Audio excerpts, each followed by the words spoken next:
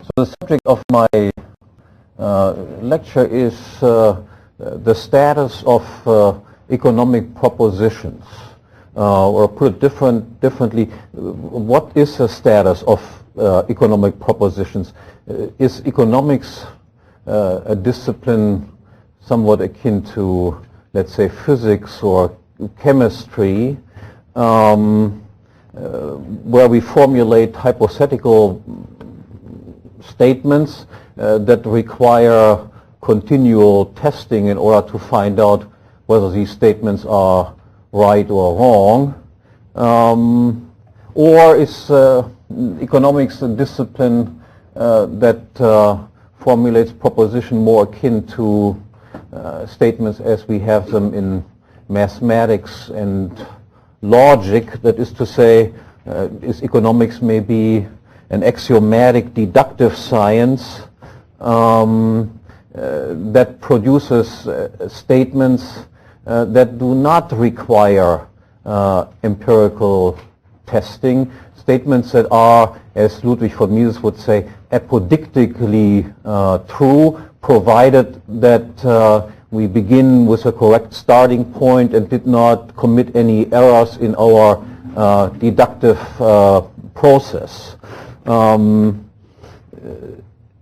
I want to show also that the answer to this question, what type of statements are economic statements, is of great importance.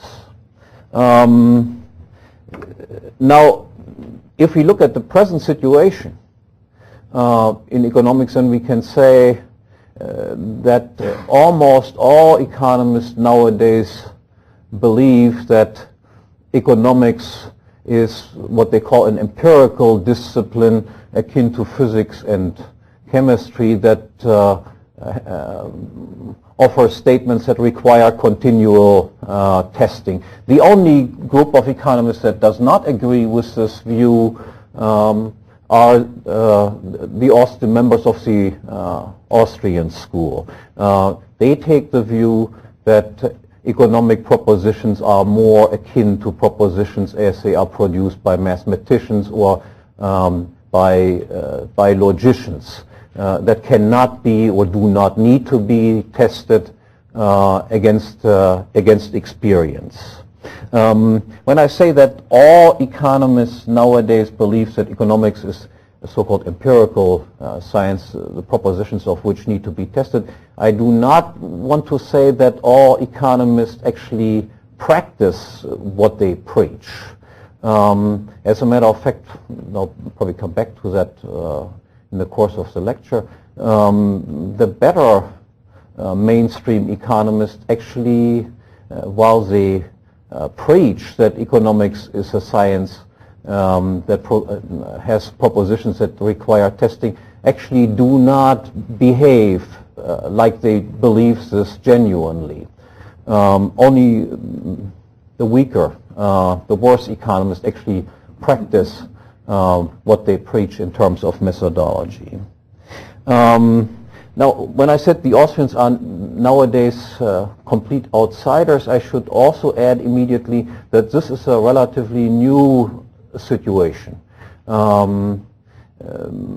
Basically, until the 1950s, the position that the Austrians still hold could be considered almost the mainstream position.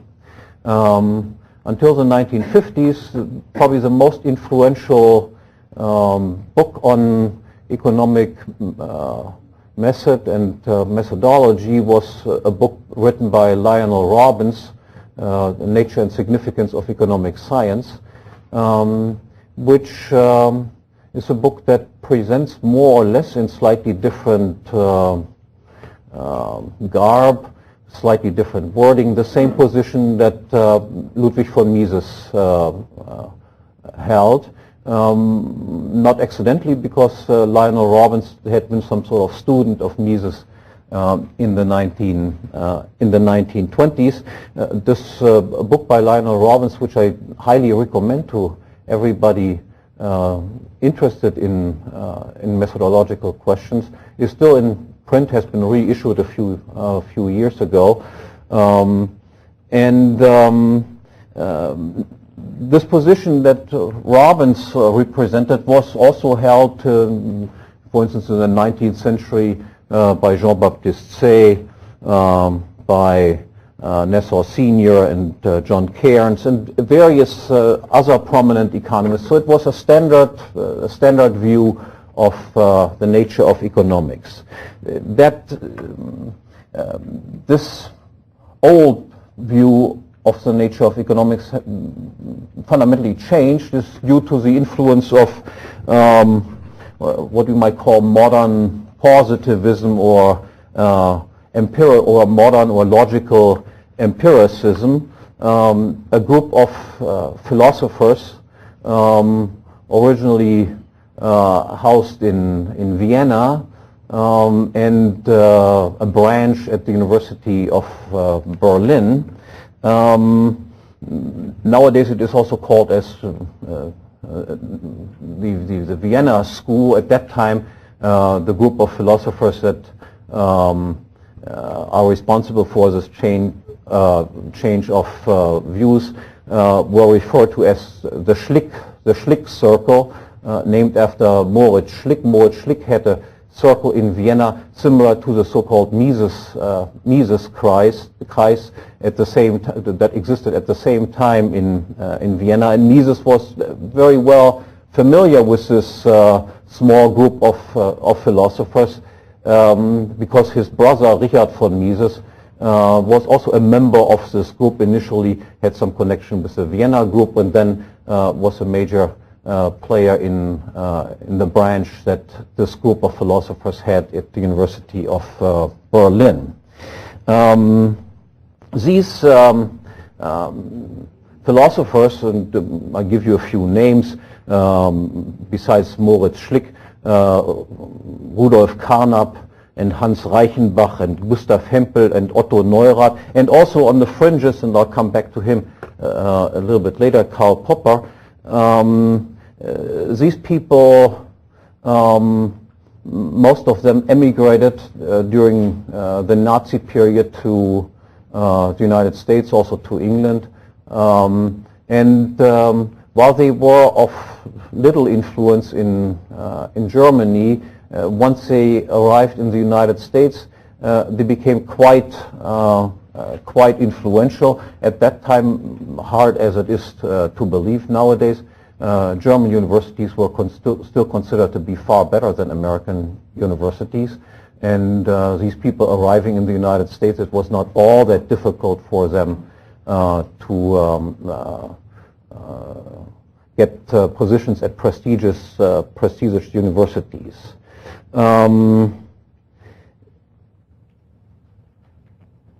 The philosophy, and I'll say a few words about what their basic views are, their philosophical outlook became for a number of years probably the most influential view in the field of philosophy. It is nowadays no longer a popular view, but their views still hold sway over the economics profession. Now, what are the basic views that these philosophers spread and that are then responsible for the interpretation of economics that I mentioned at the outset? And I'll take here Karl Popper's views, because Karl Popper became probably the most influential, the best known of all of these philosophers. Popper distanced himself in some respects from this group. He did not call himself a positivist or a logical empiricist as the other people did. He referred to himself as a critical rationalist. But this is somewhat like somewhat of a misnomer, similar to what has happened to the word liberalism, meaning something entirely different from what it meant originally. Rationalism means something entirely different from what Popper made of it. In any case, so let me just present briefly Popper's view. Popper believes that there exist only two types of scientific propositions. The first type he calls empirical propositions, and empirical propositions say something about the real world, and all empirical propositions in his view must be falsifiable by experience. That is, it must be possible to encounter contrary examples to our proposition, so that we can say this example refutes, falsifies what we said. So falsifiability is a criterion for scientific statements. To formulate this somewhat differently, Popper's view is that there is nothing that we can know about reality with certainty.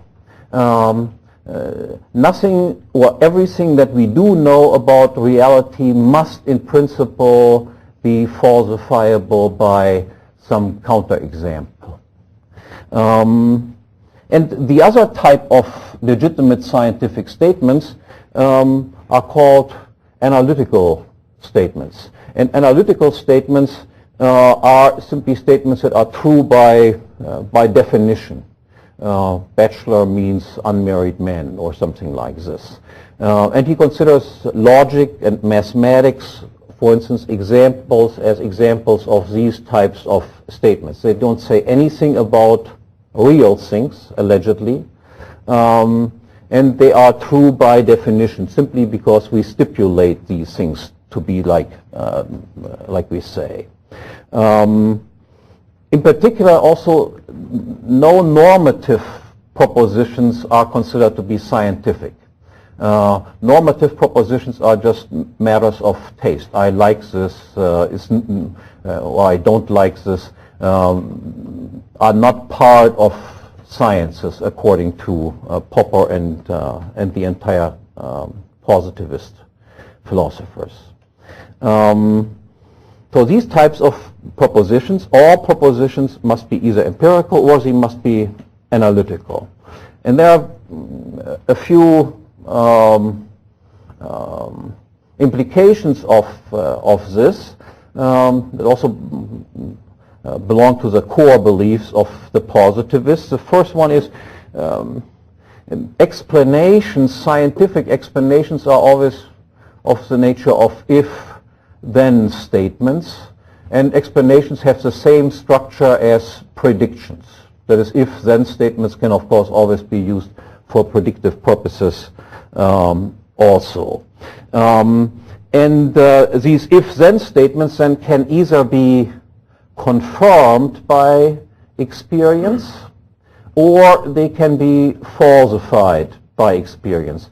A confirmation would be if I say if A then B and we see an event A taking place and B is indeed following this event, then we would speak of a confirmation. But a confirmation is not, according to Popper, a verification. That is, it does not prove that this statement is correct, because every if-then statement, of course, has in the if clause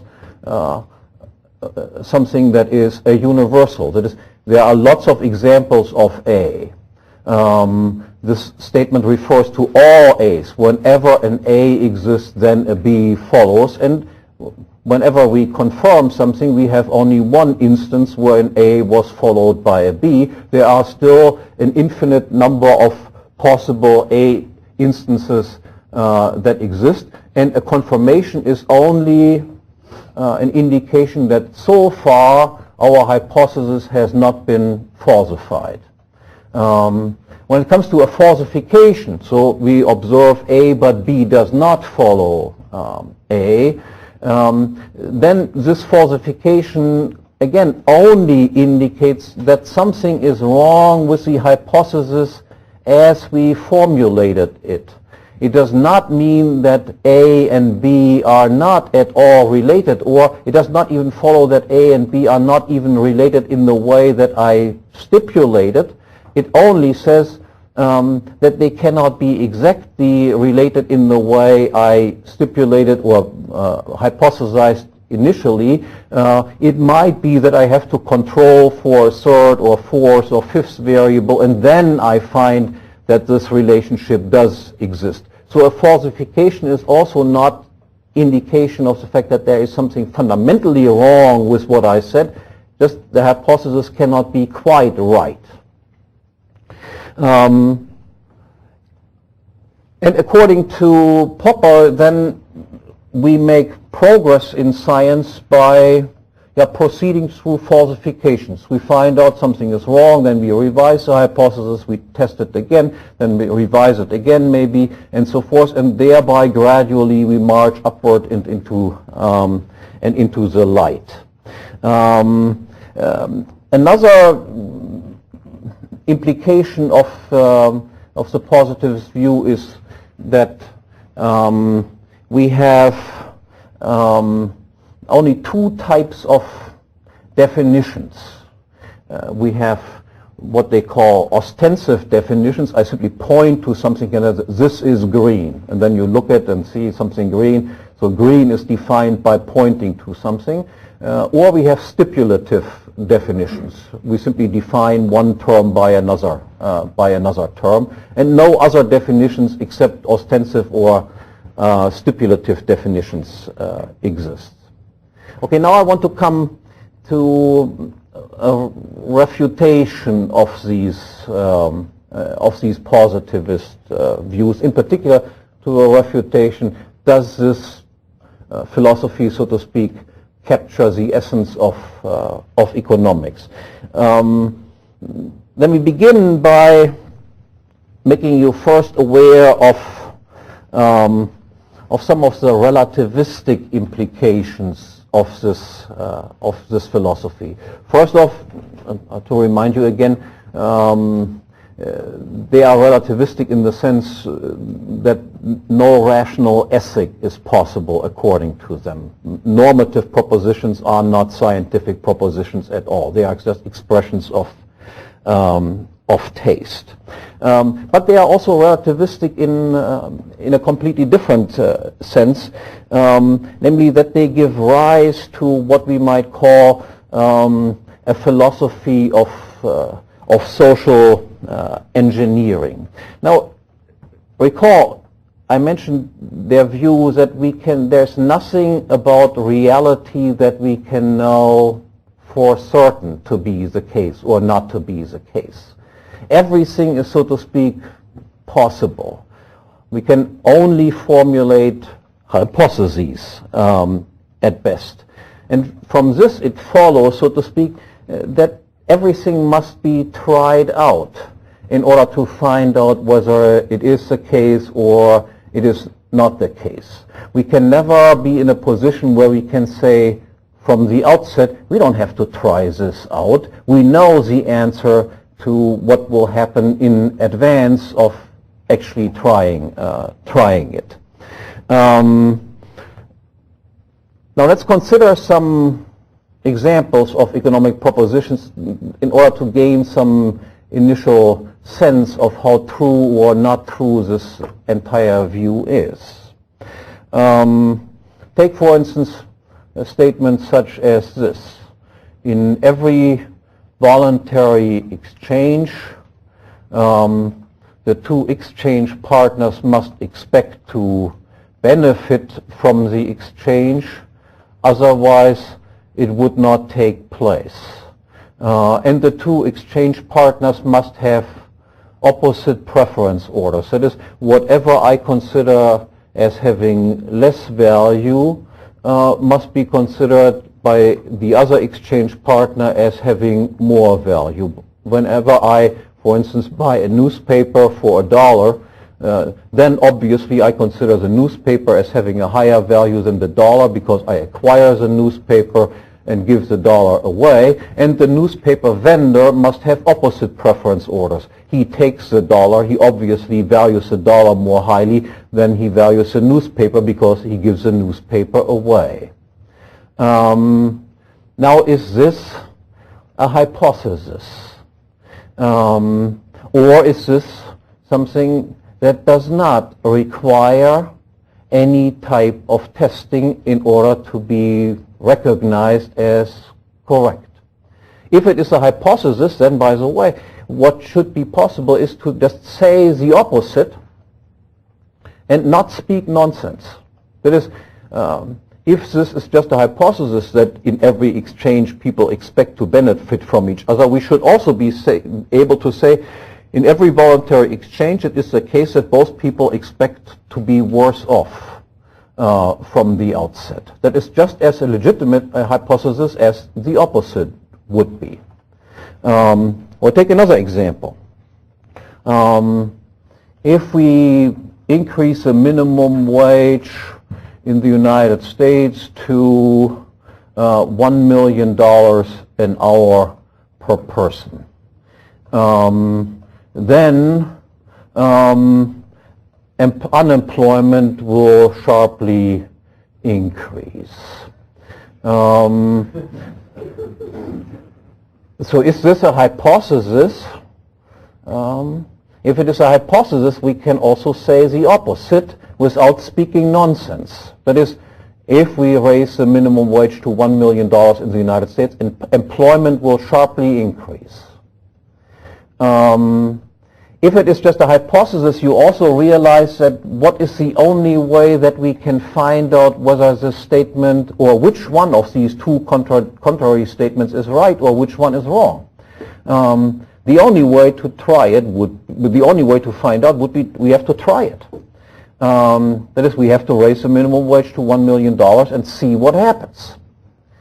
You realize that if we take the position, on the other hand, that no, this is not a hypothesis. This is something that simply follows from the way these terms are defined, that wages in the United States are currently whatever. Low wages are $10 an hour, and $1 million would obviously be higher than this, and certain pairs of exchanges that currently strike an exchange will no longer strike a deal then. If we take this position, then we don't need to try it out. We would know in advance. This is absolutely ridiculous. You don't have to try out. We know what the answer will be. But if you take the positivistic view, then no, you don't know what the answer will be. The only way to find out what the answer will be is we have to try it out. And keep in mind this.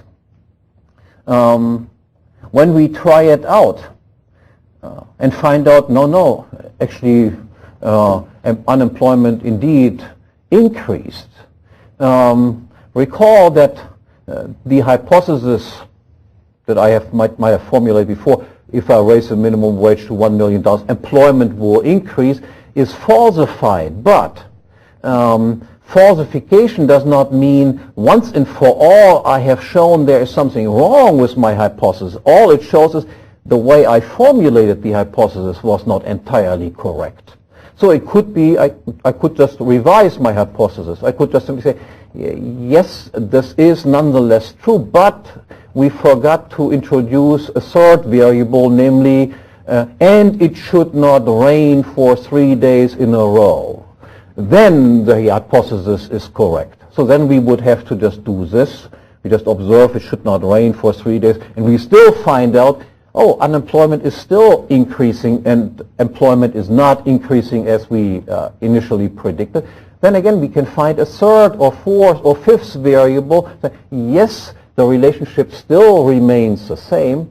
All we have to do is just introduce and control for additional variables, and then it will turn out that minimum wages, if they are at $1 million, will increase employment. So take another example. If we quadruple the money supply, then some economists, like Austrians, would say, for instance, then what will follow is society as a whole will definitely not be richer than before, but prices for consumer goods and producer goods will sharply shoot upward. If this is just a hypothesis, then again we can formulate the opposite. Without speaking nonsense, we could say, for instance, assume we quadruple the money supply, we don't increase the consumer goods or the producer goods, just the money supply is quadrupled, and our hypothesis is society will then be 3 or 4 times as rich as they were before. And since this is a hypothesis, what is the only way that we can find out whether this is right or wrong is, we have to quadruple the money supply, and then we see what happens. And if, again, we find out that no, people are not 3 or 4 times as rich as a result of quadrupling the money supply, then, again, we don't have to say there is no relationship like we initially stipulated it. All we have to do is just add another control for additional variables, and then maybe it will turn out that people will indeed become richer if only we increase the money supply. Whereas, again, the view of those who hold that economic propositions are more like propositions that we have in logic would say, no, we don't have to try this out. We can know in advance that quadrupling, quintupling, whatever, the money supply will never, ever, under no circumstances whatsoever, lead to a situation where society as a whole becomes richer as a consequence of this. The only way to make societies richer is by increasing the quantity of consumer goods or increasing the quantity of producer goods, but not by increasing the quantity of money. Well, last example was mentioned last night by Professor Reiko. Mises' argument that under socialism, no cost accounting no economic calculation is possible. The argument of Mises is, in order to engage in cost accounting, we must have money prices for input factors, that is everything that is used in order to produce something, and we must have money prices for everything that is produced, that is for the output. Only if we have money prices for inputs and outputs can we compare input and output prices and determine whether we produced efficiently or wastefully. And he points out, look, under socialism, there exists no market for factors of production.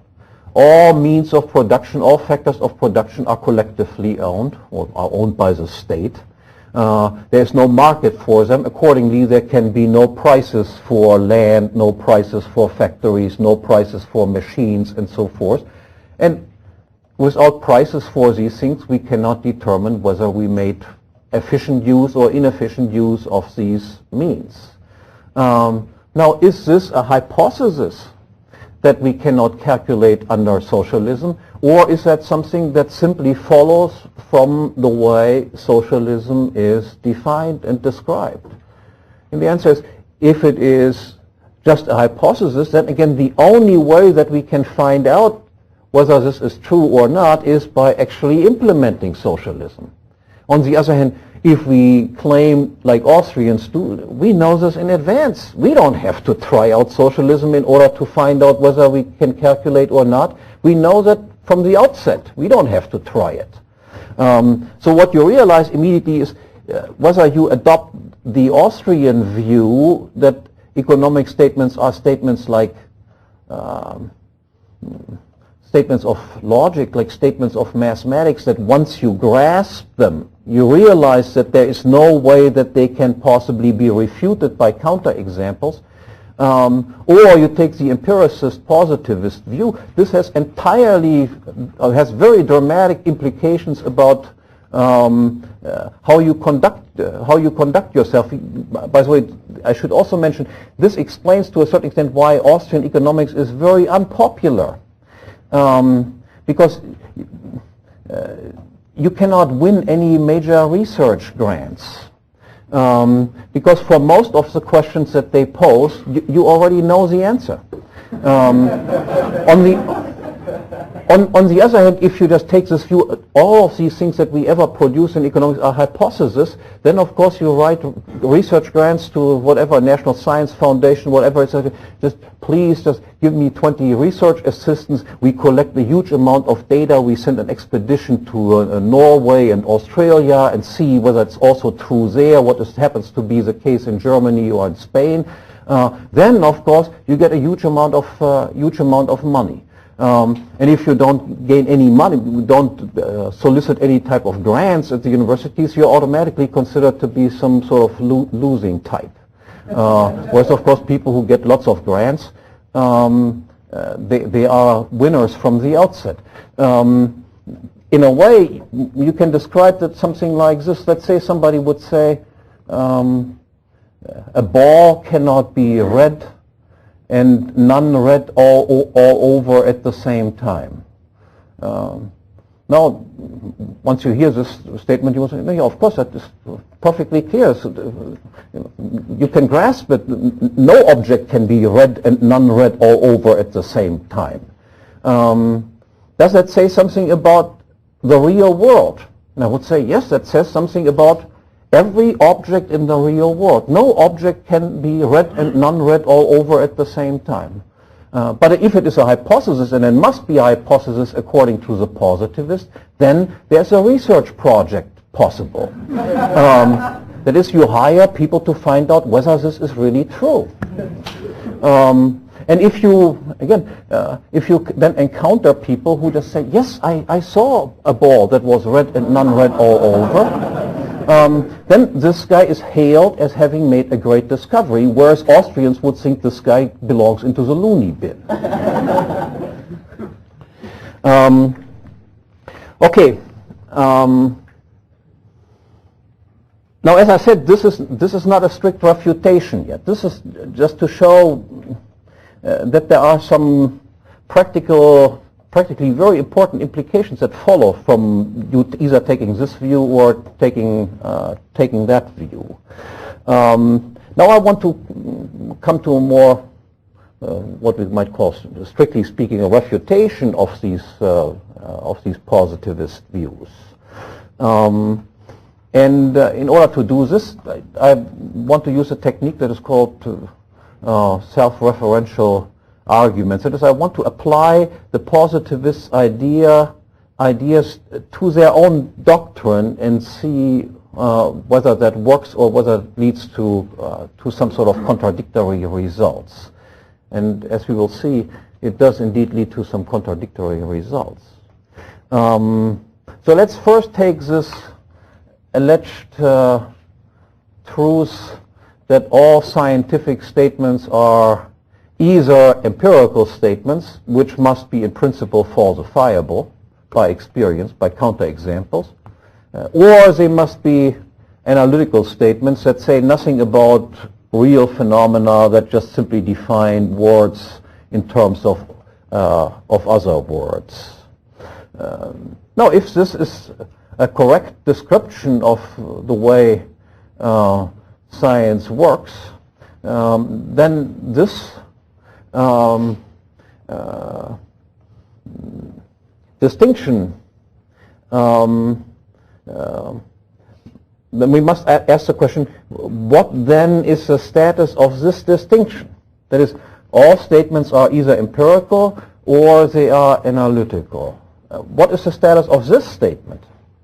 And obviously, if we take the positivist seriously, then this statement, all statements are either analytical or they are empirical, must itself be either empirical or it must be analytical.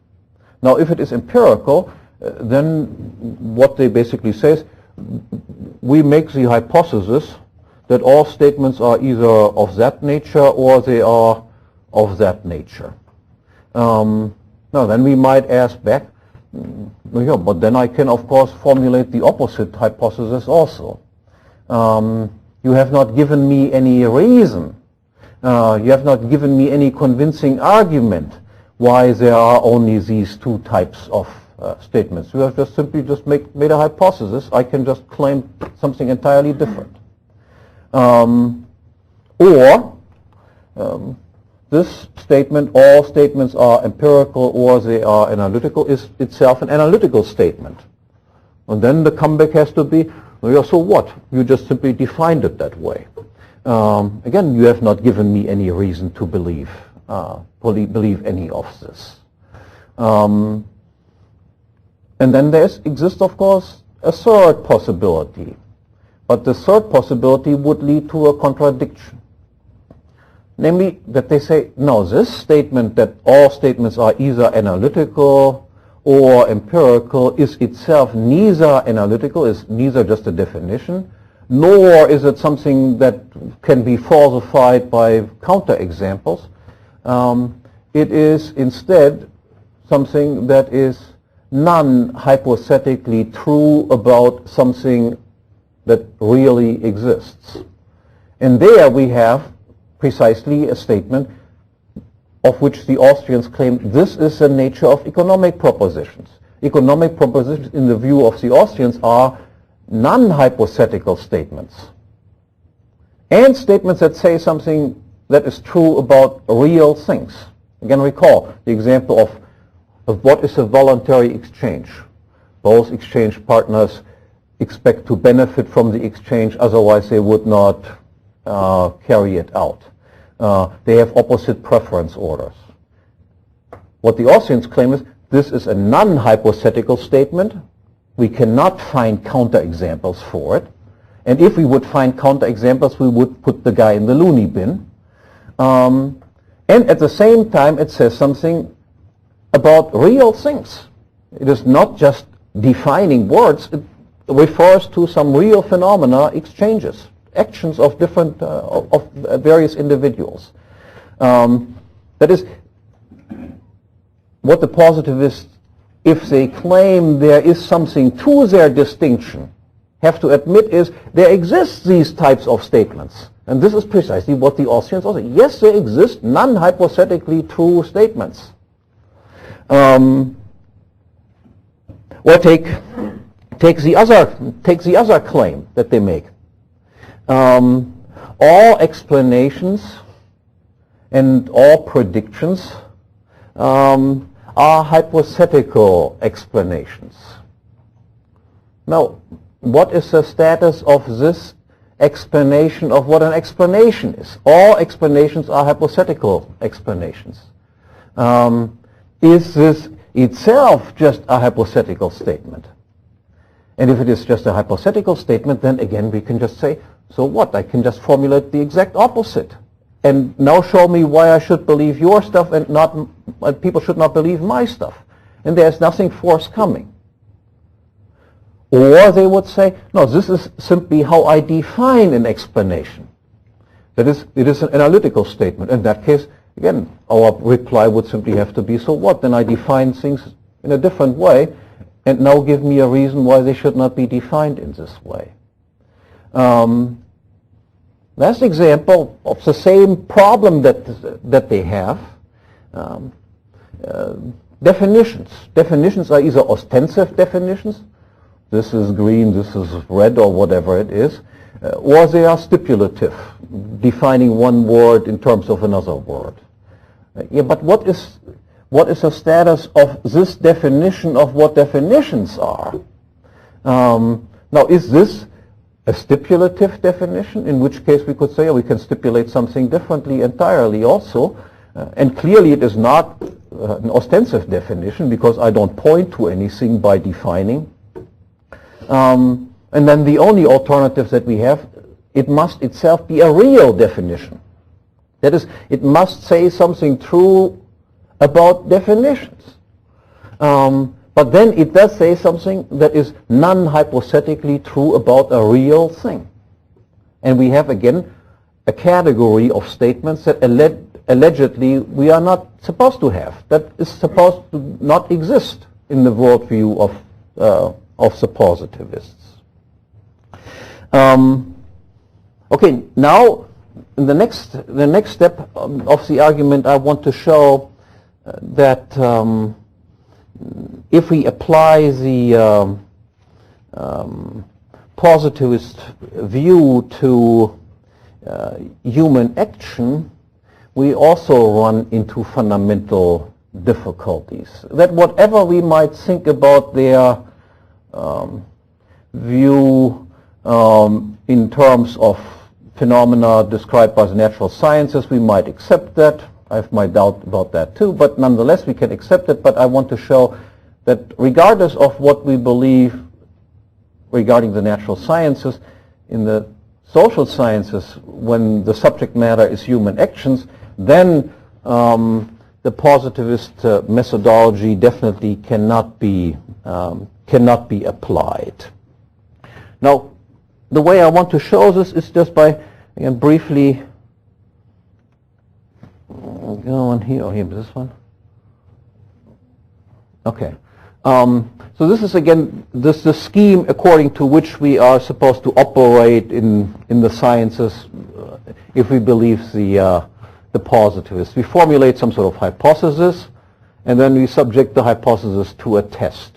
And there are two possible results. One is we falsify it, and the other one is to confirm it. If we falsify it, we have to revise the hypothesis, reformulate it to a certain extent, and then we just again test it, and it again can be falsified or can be confirmed. If it is confirmed, doesn't mean it is verified. It has to be retried and retried again.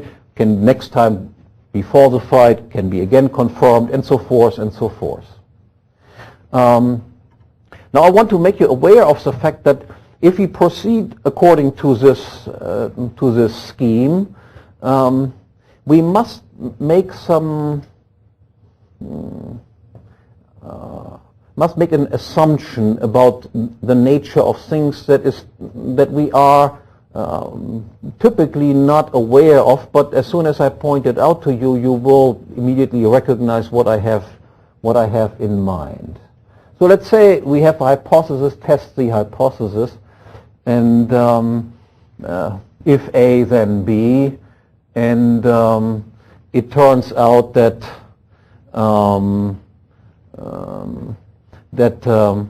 A is not followed by B as the hypothesis states, and we would normally say falsify.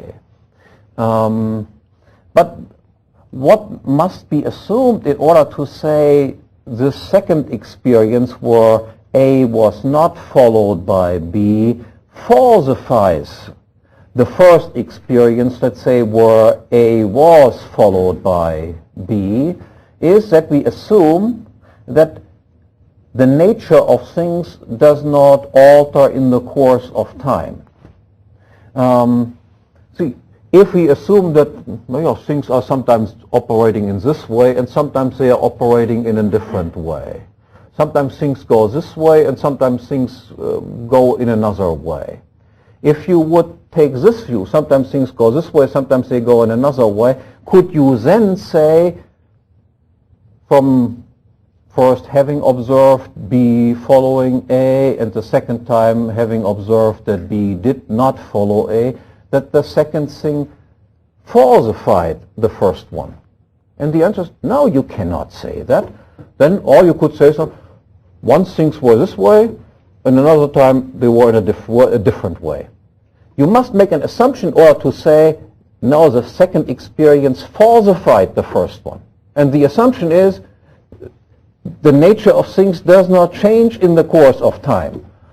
If it would change, they are just two recordings of different experiences and nothing follows.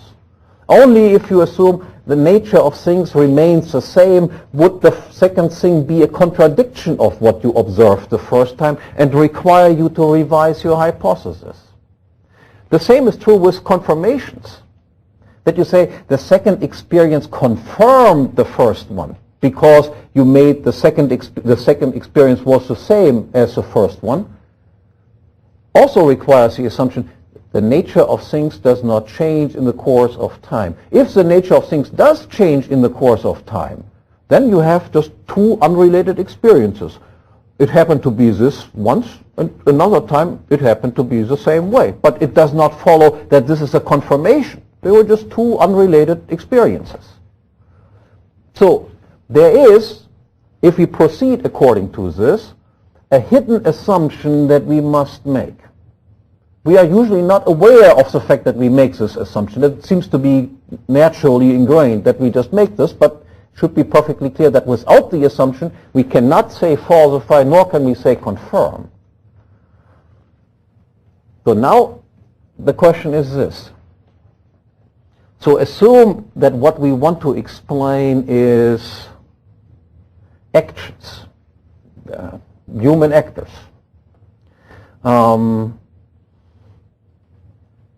Can we make this assumption, that is, that human actors do not change in the course of time in the same way as we had to make it in order to proceed in this way?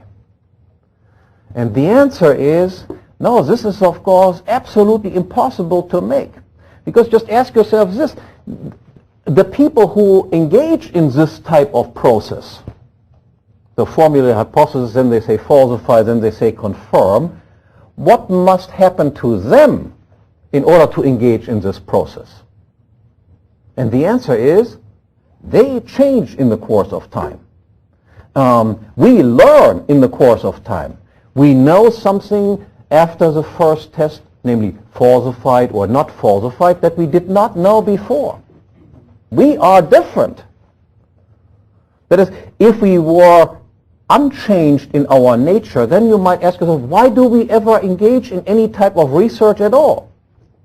Then we would have to know all the answers already. But we don't know all the answers. That's the purpose of engaging in research. So the research makes us different, changes our knowledge. And because it changes our knowledge, we can then, when it comes to explaining human actors, not make this assumption. So there exist then two branches of the social sciences. And this is what the Austrians claim to be the case. First, what I have shown here is, yes, we know something about human actors that is true in general. Namely, that there are, as Mises says, there are no constants in human action. But this is something that is true all the time.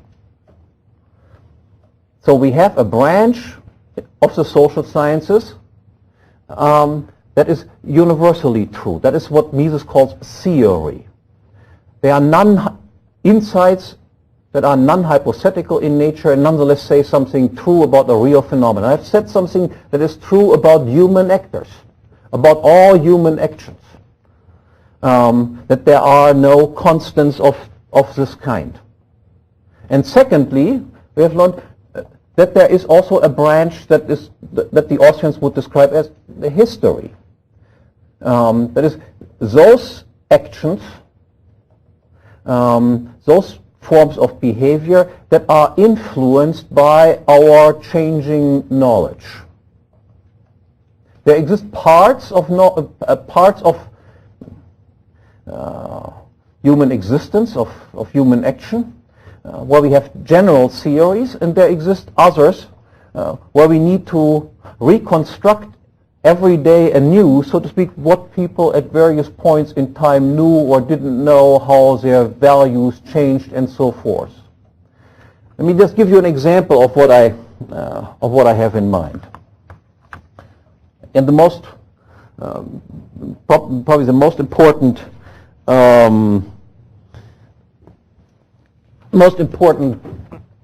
law of economics, the law of marginal utility.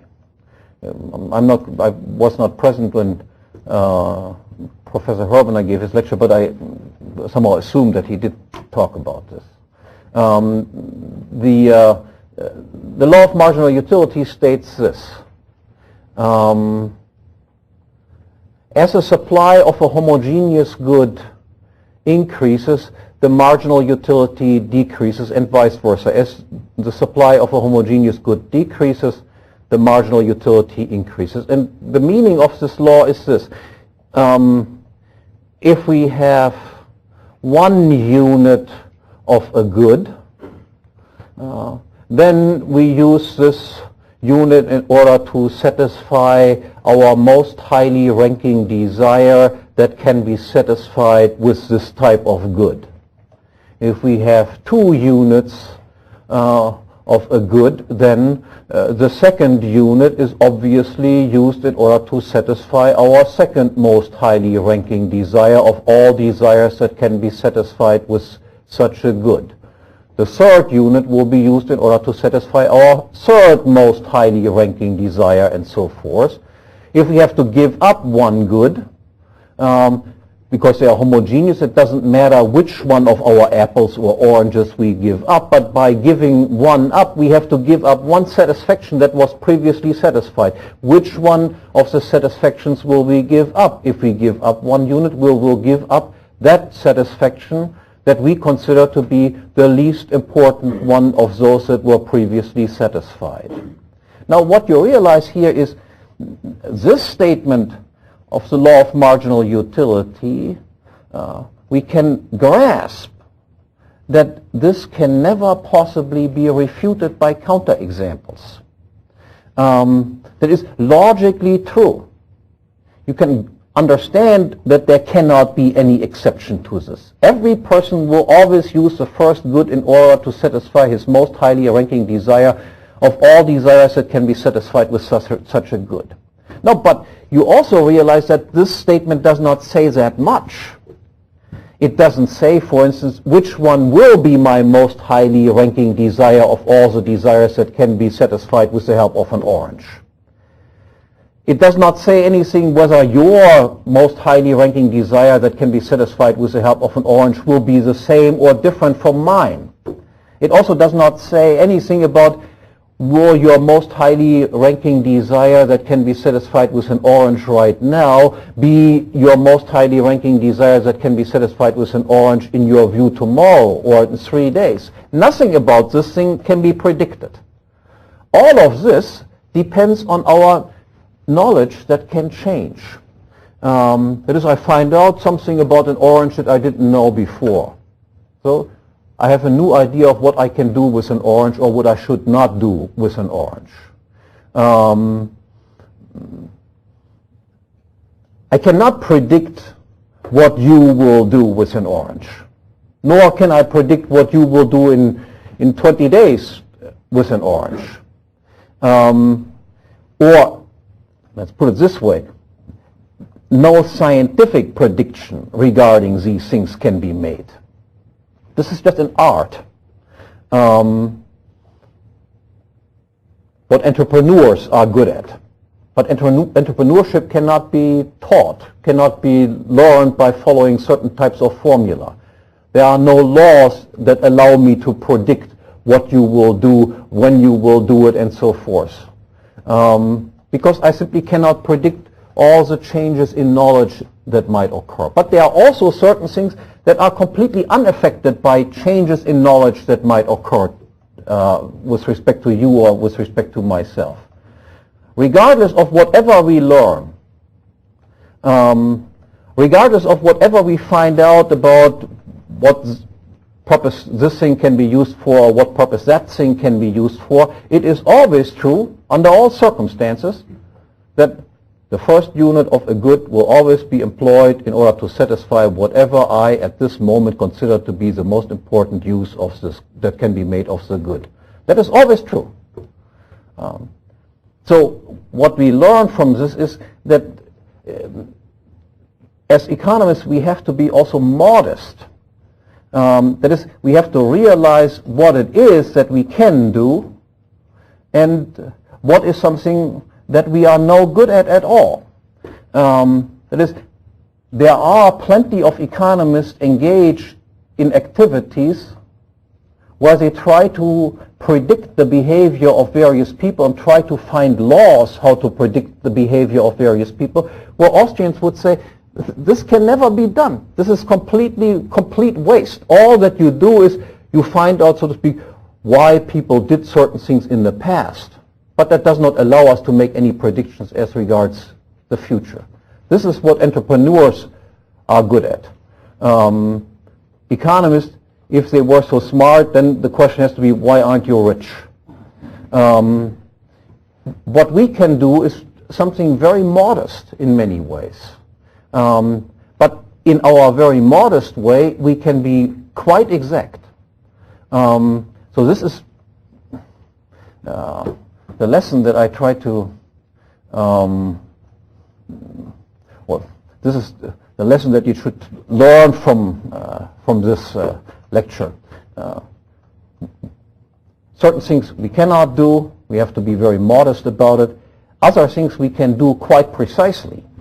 And part of the things that you will learn, I think, here during this week is in what areas we can make quite precise statements, and in what areas we just are no smarter than Joe Blow on the street.